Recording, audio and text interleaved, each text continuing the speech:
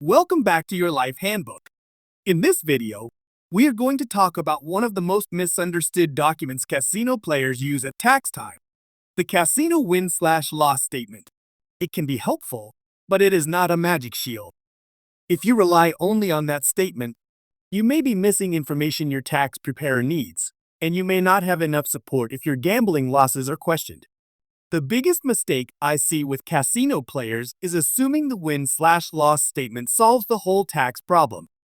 The statement can help, especially if it lines up with your own records, but it usually does not show the complete story. It may not capture uncarded play, cash transactions, another player using the same card, or gambling at other casinos and online apps. The statement is a piece of the puzzle. It should not be the entire puzzle. A casino win/loss statement is generally a summary of gambling activity tracked through your player's card. It may show a net win or net loss for the year at that casino or casino group, but it is not a tax return, and it is not a complete record of your gambling activity. It is usually generated by the casino's tracking system, and every casino may calculate and present it a little differently. For recreational gamblers, winnings and losses do not simply get netted on the front of the tax return. Gambling winnings are generally reported as income. Losses are handled separately, generally as an itemized deduction if the taxpayer qualifies and has proper records. That is why a single net number on a casino statement can be misleading. Your tax return may require the gross winnings, the allowable losses, and the documentation to support both. A W-2G and a win/loss statement answer different questions. A W-2G is an information form that reports certain gambling winnings and any withholding. A win/loss statement is usually a casino tracking summary. It is very common for a player to have $48,000 of W-2Gs and a win/loss statement showing a loss for the year. That does not mean the W-2Gs disappear. It means you need records that explain the whole picture. A casino statement may miss a lot. If you did not put your card in the machine, that activity may not be there. If you play table games, the ratings may be estimates. If you gambled at multiple casinos, one statement does not cover the others. If you use cash, the statement does not necessarily show where the money came from or went. And if someone else uses your card, the record may not accurately reflect your own gambling. The IRS record-keeping guidance is the key point. To deduct losses, you need an accurate diary or similar record of winnings and losses, and you need receipts, tickets, statements, or other records that support those numbers. Notice the order. The casino statement helps support the records. It should not be the only thing you have, especially if your gambling activity is frequent or involves multiple casinos. Here is a common example. A player receives $48,000 of W-2Gs. At year end, the casino statement says the player is down $12,000 overall.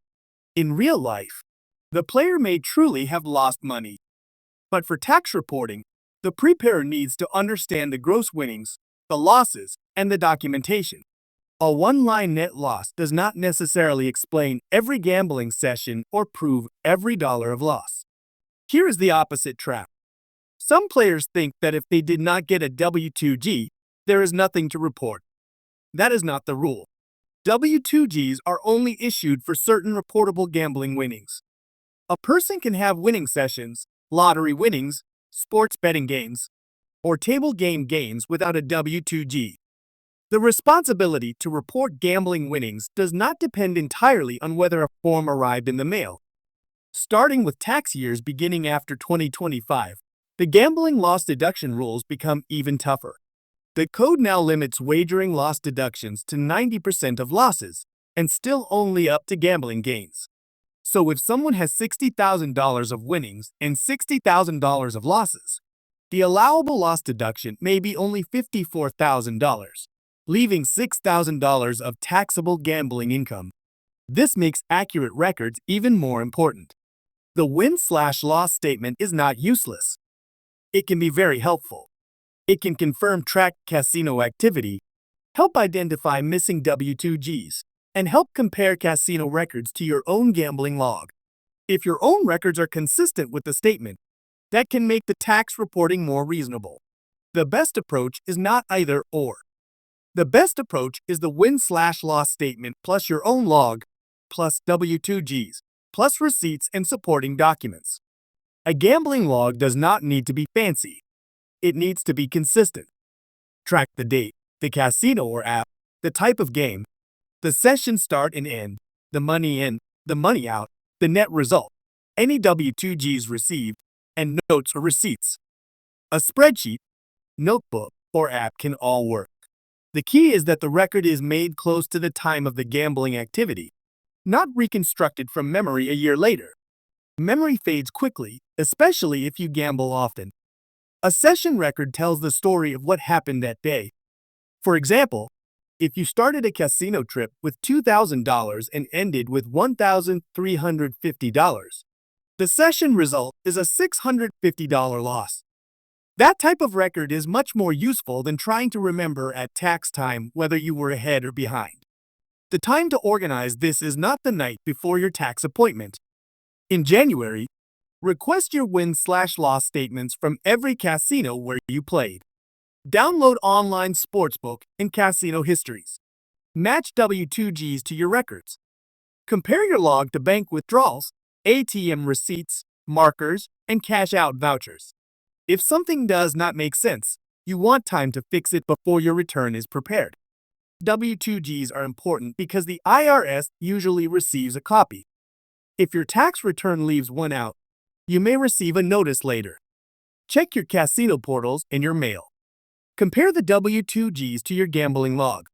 Also remember that withholding shown on a W-2G is not necessarily the final tax. It is a payment against the tax, not a guarantee that you are done. For retirees and Medicare recipients, the issue can go beyond regular income tax. Gambling winnings can increase adjusted gross income and modified adjusted gross income. That may affect Medicare IRMAA premiums, which are based on income from a prior tax year. If someone receives large W-2Gs, the Medicare premium surprise may show up later. This is why planning and record keeping should happen before year-end, not after the fact. There are several red flags that should make you slow down before filing. Large W-2Gs with a statement showing a loss is one. Multiple casinos or apps is another. If you did not keep a log, if you have cash withdrawals but no session records, or if you are on Medicare, the tax return may require more careful review. These are the situations where guessing or relying on one document can create problems. When you meet with your tax preparer, bring the full picture. Bring every W-2G. Bring win/loss statements from every casino. Bring your gambling diary or spreadsheet. Bring ATM receipts, markers, vouchers, tickets, and online transaction reports. A short summary by casino and by year can also help. The cleaner your records are, the easier it is to prepare the return correctly. Here are the common mistakes. Reporting only the net loss from the casino statement. Ignoring W-2Gs because the player lost overall. Assuming withholding covers the tax. Waiting until April to reconstruct the whole year. And for retirees, ignoring the Medicare and state tax impact. These mistakes are understandable because the rules are not intuitive, but they can be expensive. Before year-end, ask yourself 5 questions. Do I know my total W-2Gs? Do I have my own gambling log? Do I have win/loss statements from every casino or app? Do I know whether I itemize deductions? And could this income affect my Medicare premiums in a future year? If the answer to any of those questions is unclear, it is time to get organized. The takeaway is simple. A casino win/loss statement can help, but it should not be your only record. Keep your own log. Save your W-2Gs. Save supporting documents. Reconcile before tax season. The goal is not to make gambling taxes complicated. The goal is to avoid being surprised when the forms arrive and to give your tax preparer the information needed to report the return correctly. Here is my question for you. Do you keep your own gambling log, or do you rely only on the casino win/loss statement?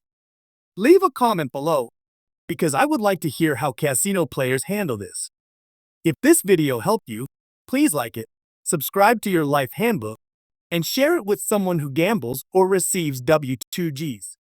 This video is for general educational purposes only. It is not personal tax, legal, or financial advice. Gambling tax rules can be complicated, and the right answer depends on the facts. Always review your own situation with a qualified tax professional before filing your tax return.